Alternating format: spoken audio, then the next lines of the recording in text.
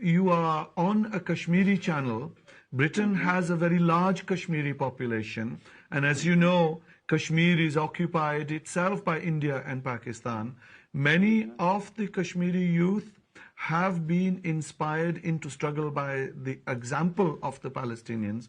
What message would you like to give to, one, the Kashmiri people in particular, but generally across South Asia, where we will have the majority of the viewership for today?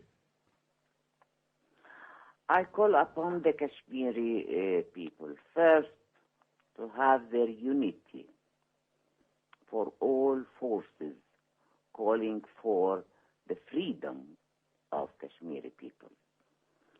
And then, with this unity, to be based on a political program and to decide the goal of the struggle, and then to decide what future for their political system. This is my message to the Kashmiri people suffering now.